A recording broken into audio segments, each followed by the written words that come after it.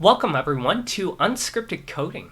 Today we're going to talk about Azure Chat, and I'm specifically going to show you step by step how you can deploy it for your business, your enterprise.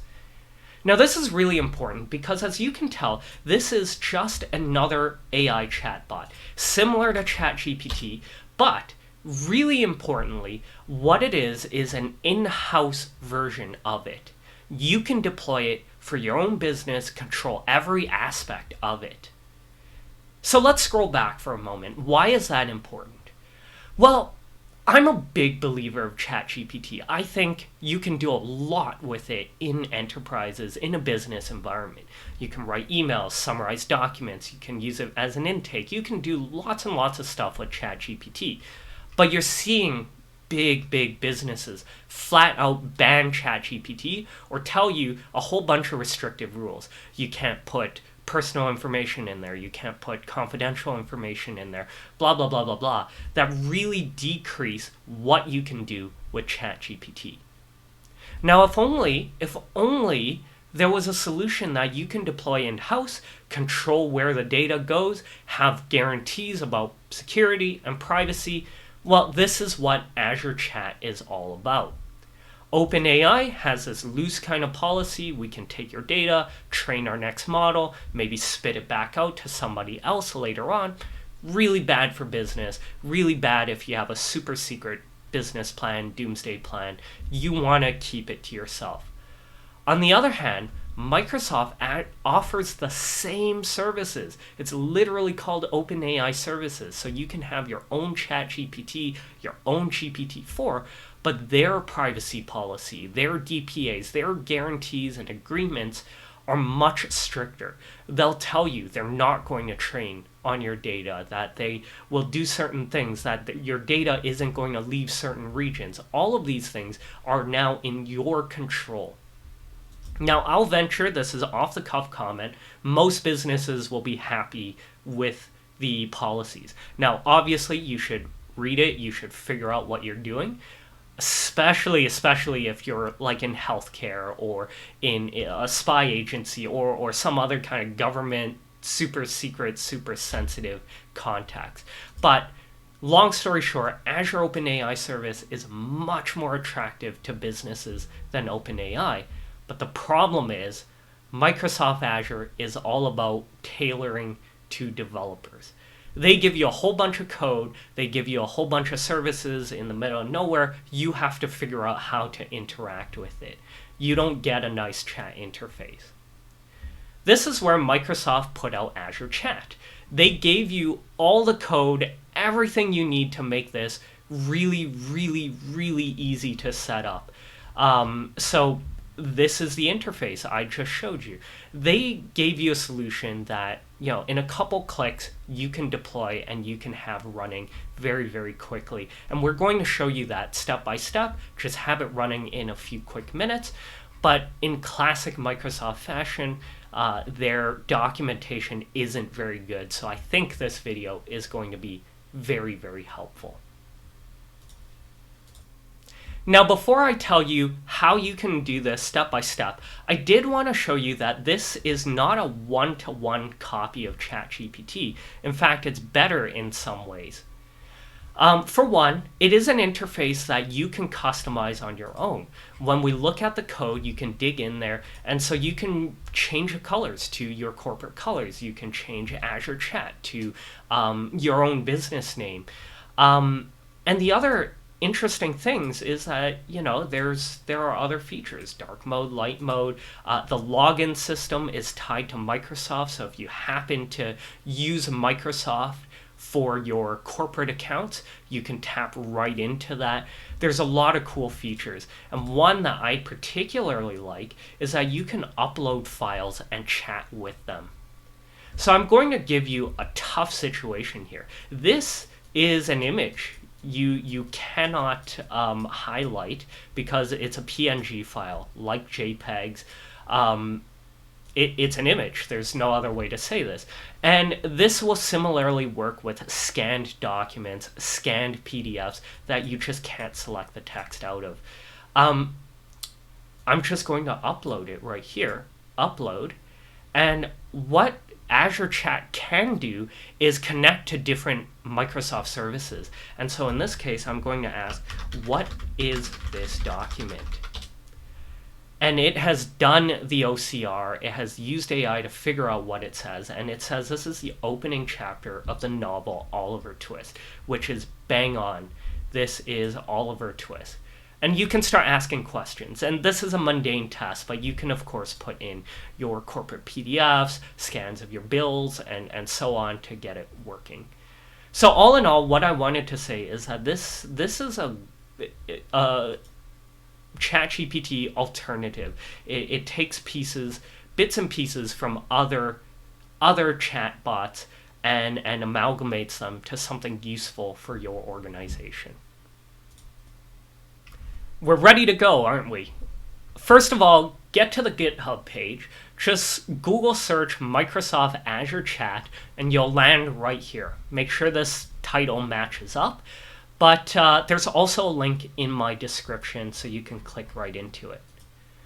Before we deploy, we need 3 different prerequisites. First of all, you're going to need a GitHub account. So sign up for it or log in. This is a place to store code. Now, you're not doing any coding, but you are copying someone else's code, and we're going to copy it into your GitHub account. Next, you're going to need to install Azure CLI on a desktop computer. So I'm using Windows, but you have Mac OS and Linux instructions as well that, again, are linked in the description. This isn't anything difficult. It is a download the file, double-click, and follow the installer. Lastly, you're going to need a Microsoft Azure account. Very easy to sign up for the subscription, but it is a pay-as-you-go service, which means you're going to need to put in your credit card, you're going to need to put in, you're going to probably have some free credits as well to start off with. So it's something that's absolutely necessary because that's where you can manage all the services we're spinning up with the one-click solution. Now, I did mention that this thing costs money, which should ring, alarm bells for a lot of businesses. Azure Chat is not free because you're running a whole bunch of Azure services. Now, the documentation is quite unhelpful, but it does talk about 6 different Microsoft services that you are subscribing for. Now, I'm going to rant a little bit because I think their default deployment for double clicking, and one of the reasons why I am doing this video is because it's quite expensive, and their default choices is, to me, for a team of 100 plus people, maybe 200 people, and as a result, you're going to add up all of these costs very quickly to something like $200 a month.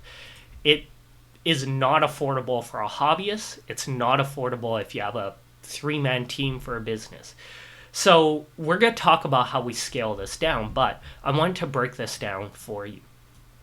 Azure App Service is what is hosting your website. They suggest something like $100, $120 a month tier. We can get away with a free tier, and we will show you how you can do that. I am thinking in the mind of 20 people team. So I would suggest a $20 a month tier called the basic tier.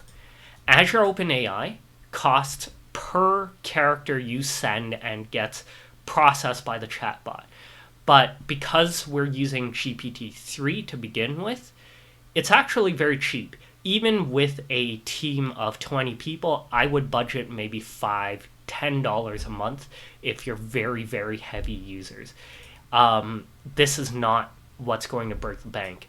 On the other hand, you can choose GPT-4, which is 15 times the cost. So $5 becomes $75, $10 becomes $150. GPT-4, long story short, generally isn't worth it. Anytime you use GPT-4, you gotta really have a good reason to do so. So for me, I think it makes a lot of sense to stay with GPT-3 and maybe do a separate deployment or separate option for GPT-4 when in very specialized use cases. Form Recognizer is a per page charge. This is where it takes those scanned images and turns it into text. Your first 500 pages are free, but afterwards it's $1.50 for every 1,000 pages. So for me personally, I wouldn't budget more than a couple bucks a month. I don't see us, just scanning whole books in there, but depends on your usage. I'm going to skip cognitive search, but Cosmos DB and Azure Monitor are also fairly cheap. This is the storage for all of your historic chats, and Monitor is just something to keep checking the health of your services. So I would say $5 each a month for these two. Now, Azure Cognitive Search, this is the interesting one. They have chosen standard tier, which is $100 a month. This Azure Chat does not use cognitive search well at all. And so I'm going to switch to the free tier. But I actually wish we could use the standard tier, because what cognitive search is really used for is when you start using your own business's documents. So if you can see all of your business contracts and have the AI already know about that stuff, that is worth so much. And it also happens to be the most expensive part of this. So standard tier would actually not fit very much. The standard tier gives you up to 25 gigs of storage space. So, a larger set of PDFs is done and done. So I think even a 20-man team, you can hit that fairly quickly, $100 a month. If you hit 100 gigs, $400 a month or so. So it actually is something I wish we could pay for, that we should pay for, but it's not. So all in all, I think we're going to budget about $35-40 a month. I'm thinking of a team of 20 people. It's a lot cheaper than the $200 or so that they default to. You can scale it back even further, and of course it depends a little bit on your usage and your use case as well. All right, we are ready to deploy. So you will log in to GitHub here, and what we're going to do is fork or create a copy of this in your own account. So we'll click the fork button. You can call it whatever you want, but I'm going to call it YT demo, and we'll just say YouTube here, and create a fork. This takes a second, but you're going to see exactly the same thing. We're going to scroll all the way down, and we're finally going to click this deploy to Azure button. We'll use the Azure account that you created, and we're going to select the subscription that you created as well. Now, one really annoying thing is that we have all these options, but I think they missed the most obvious one. So you click Edit Template, go down to All Resources, and you're going to Control F and find PV. This is where I was talking about the premium tier. And I can delete it, and we could put B0 and basic to denote the right tier. You could also put F0 and free with a capital F for the free tier. Now, I'm going to pretend like we didn't put this in, because we could scale it after the fact. So I'm going to discard this, but if you want to save some time, B0 for basic. But I'm going to discard and pretend I forgot this. It's not the end of the world. And we're going to start filling this form out. So Canada East, we'll stick with Canada East.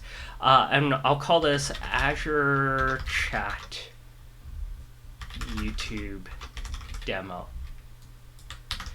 And for location, I would select the OpenAI first so you can see the format. In this case, I'm going to choose Canada East as well. But What's important to know is that not all of these resources are available across the board. Canada East, notably, doesn't have form recognizer. So I'm going to use this location, which has that form recognizer, and use East US instead. You're going to need to fiddle with this a bit, but we'll keep going down. Leave these alone. ChatGPT deployment name. We could deploy different versions of ChatGPT, but I'm going to leave it as 3.5. Form recognizer, we could do F0 for the free tier, but I think the standard tier is a fair pricing.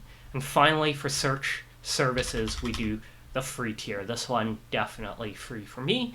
F, not capital F for this one. And finally, for resource group name, this is optional, but I always suggest putting one in to keep things organized. So I start with RG, resource group, and then the name of the application. Now, when we click next, you'll see that there is a validation. So if you typed things wrong, if the resources don't exist, you get a nice handy error here that says that this domain isn't valid. So I was not supposed to use underscores, and this is all the way true. And I'm not sure why I use underscores. I should have been using dashes all along. But again, helpful to show you guys that there is a bit of a check before we start creating a whole bunch of resources. And we will click create. And what's going to happen is Azure is going to take the next 3 to 5 minutes, I think, to create all those resources, to spin up the form recognizer, the OpenAI, the app services, and we can watch it go as we start. So, the search service was the first thing that was created. I'm going to hit pause on this video quickly and come back in a few minutes. Okay, we're about 1 minute in. I'm just going to start doing other stuff as it looks okay to me. We're going to go into the app service plan first. So I'm going to open a new tab. If you remember, I forgot to put the B0, and I wanted to show you that we can scale up and down the resource plan. So we click into it, and under scale out or scale up, scale out here, we can change the plan. And in this case, I am going to switch to the B1 plan and select. And this will just take a moment to flip to the right scale. So it's not the end of the world. And for virtually all of these resources, you can scale it back down. Just be aware that the tier you choose costs a very different amount of money along the way. Now we're going to go back into the documents and follow their instructions. So go into Docs, and under Deploy to Azure, you're going to see that, first of all, we've already forked this repository. So step 1 is good. Next, we're going to need to configure GitHub. So what's going to happen after we're all done this is every time you make a change to this code, it's automatically going to push it to Azure. They're connected, and it's going to deploy your changes along the way. So what we have to do, of course, is connect the two. In this case, we got to create credentials first. So we're going to copy this, and this is what we run in the command line. This is what we installed earlier called Azure CLE. I just have a notepad here. I'm going to paste this in. And we need a couple different pieces here. Now, the name of the credential, we could call it whatever we want. And in this case, we had our name, Azure Chat YouTube Demo. I'm just going to call it Credentials Azure Chat YouTube Demo. This is really hard to read, to be honest, but I gotta find my subscription ID, and that will be let's come up here. Go to overview, just any resource really. In overview, we're going to see the resource group, and in the resource group, we have the subscription ID. So we'll paste that here. And under the resource group, we want to copy the resource group name. Okay, so also I might get rid of this new line. So we'll copy this. We're going to run command prompt on Windows, so CMD or command prompt. You could just search for it on the bottom bar in Windows, and you can run a command line interface in Linux and Mac as well. And we're going to paste this command in. Now, the first time you do it, you're probably going to need to log into your Microsoft Azure portal account. But since I'm already logged in, I think this is going to automatically do a bunch of work for us. This will take a moment, so I'll move this to the side. And we're going to go into the settings for GitHub. Perfect. So you'll see that we have an output here. I am just copying this. So again, I clicked settings in GitHub, and it takes us to this page. We're going to go into secrets and variables, and under actions, we have a bunch of these secrets that we need to put together. First of all, new repository secret. We're going to paste what I copied from the command line interface. And don't worry, I know these are all keys. This is going to get deleted very quickly, well before this video gets pasted in. So we'll copy Azure credentials as the name of the secret. We'll add the secret here, and we should get another variable as well. So Azure app service name, another new secret. And this time I'm going to need over here. So I'm looking down the type, app service.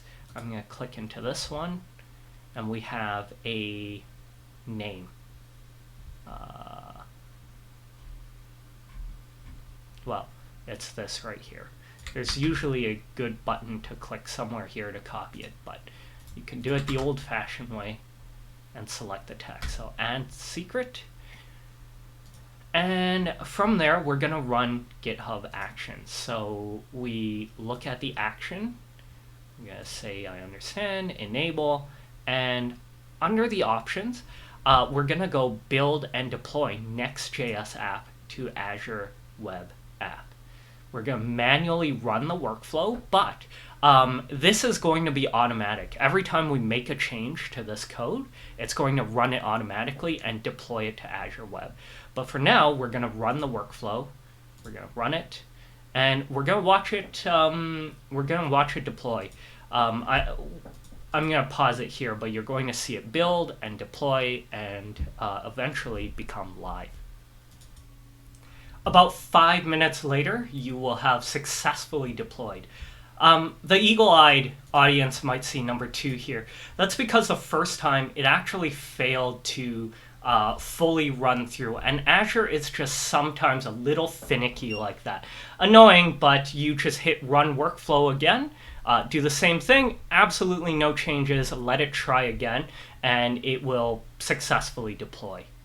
Now, what does that actually mean? Well, we go back to our Azure portal. I'm going to go straight back to the resource group and look at the list of resources. You'll find the app service resource. We click into that, and that's the one where you're going to see a domain name. It's Azure Chat, YouTube demo, a bunch of random letters and numbers, .azure websites. So we're going to click into that, and you can see it loads instantly. We have this Azure Chat Solution Accelerator. But if we click into trying to log in through GitHub or Office 365, we're going to hit an error. That's a very last piece we have to set up. But the thing I wanted to mention quickly is that this is an ugly URL, but if you go into Azure the web app, you can set custom domains. If you purchase a custom domain, if you want to buy one straight through Azure, if you want to use an existing one, you can have it under, yourname.ca or, your company name chatbot.com. So for now, we're not going that extra mile. We just want to finish this up.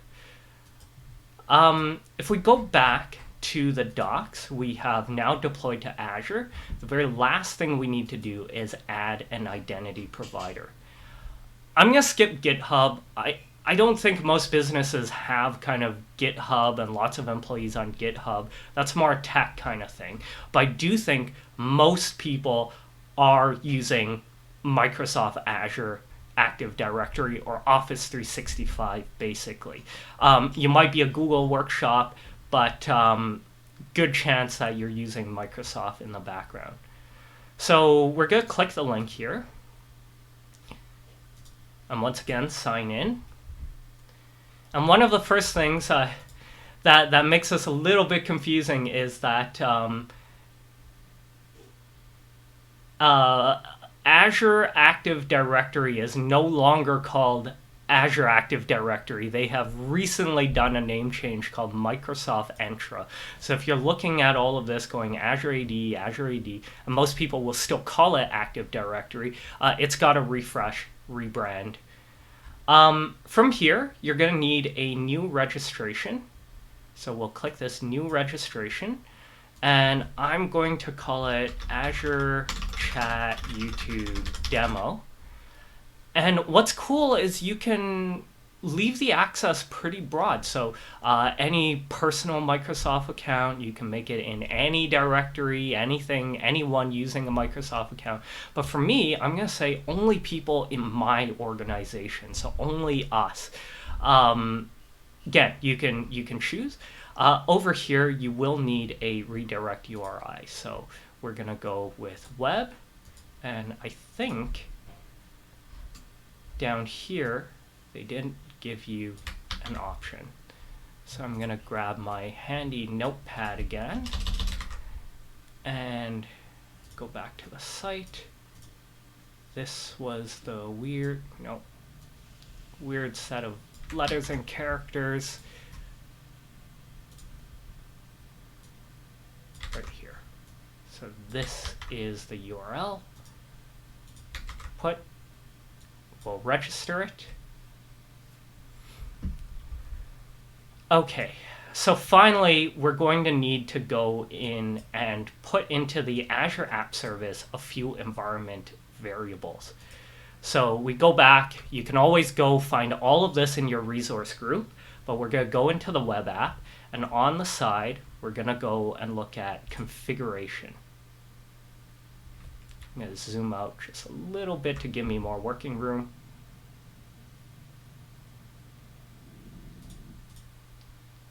Load again.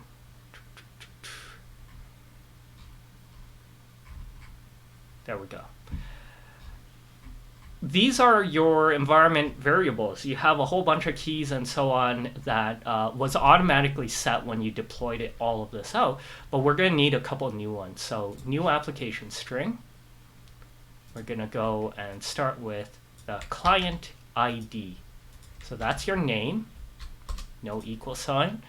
We're going to go back to that Active Directory, and you'll see in the overview for this app registration, your application or client ID. We'll copy that. Oops. Okay. Next one is new application setting. And this is just, I'm going to go skip straight to the third one, Azure Active Directory tenant ID. We're going to go and look at this one, directory tenant ID. So we'll copy this to the clipboard. I keep clicking the wrong one. Okay. And finally, the last one. The last one is Azure Active Directory client secret. This one will require just a little bit more work. So we go back to that Active Directory app registration. We're going to go here, certificates and secrets on the sidebar. And we're going to create a client secret. So click the client secret tab, create new client secret, and I'm gonna say, YouTube chat app initial. This is going to need to rotate every now and then. I want to just make it something I don't have to worry about for many years. And you know what? Let's just do it. Let's do 24 months. Okay, we'll add. And you have this line. What we care about is the value, not the secret ID, but the value. So we'll click copy to clipboard, head over here, OK. And what's important here is we save. So we'll continue, save it. It's updating the web app settings. Now it's updated. So I'm going to give this site a refresh. Now I can click Microsoft 365. And we shouldn't see that error. So I'll refresh again. You know what? Let's go to the web app and really make sure. So we go back to overview. I'm going to restart the app. It's restarted. I'll refresh it one more time and click Microsoft 365. Not working. Let me just see GitHub, Office 365. This is embarrassing. Let's take a look and see if I forgot anything. So I'm going to go back in here, go into configuration, make sure that each thing is properly set up. So client ID, these look right. Client ID is fed. OED for the client secret.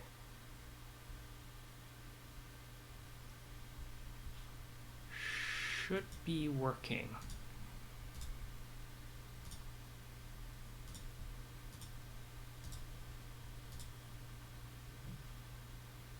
It just took a bit of time. Okay, so I can sign up with my account. This is, of course, coming from my own subscription, so accept. And we're at the start here. We can have a conversation. Let's go with creative. Please write a poem about AI chatbots.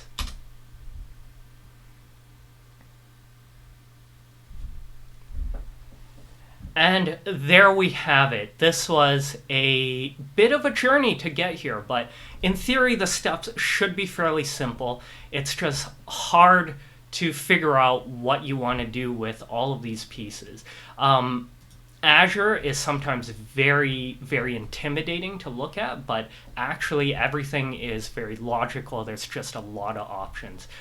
Over time, you can make these changes. So if we look at this Azure Chat YT demo, I can start making changes in the source and looking at the various components and headers. So let me take a very, very quick look at global CSS, and you could, for example, change all of the colors here and the accents to make it look exactly the way you want, to brand your thing. So if I click edit and make these changes, an action automatically gets set, and then you're going to see this see the changes made in 4 or 5 minutes. So I hope that was helpful, and I hope to see more businesses actually create this. If you need any help, definitely leave me a message in the comments, and I will try my best to try and walk you through them. And very last thing, if the costs start mounting or if things don't work, you have a one-click solution to just delete this. So go back to your resource group. Everything is within this one resource, and you could click delete resource group, copy the name, paste it here, and click delete. everything is gone in one shot. And that means that, if you're worried about the $200 a month, you could play around with it for 2 or 3 days. See if your employees enjoy it, see if your team likes it, and if they don't, you can delete it and end it fairly quickly, fairly easily. Thanks for watching, and we will be doing another project really, really soon next week. See you around.